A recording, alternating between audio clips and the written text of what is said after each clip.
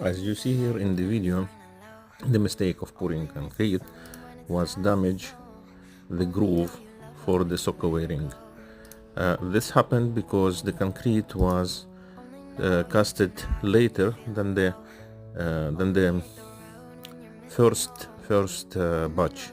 So it means you receive the concrete, it's not enough to pour the mold, and you wait for another batch of the concrete. It will take more than 1 hour or maybe 30 minutes, I don't know, but it do for you segregation for the old and new concrete.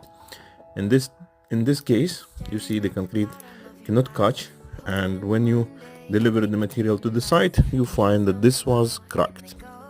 So this is the mistake of pouring such type of elements in precast yard.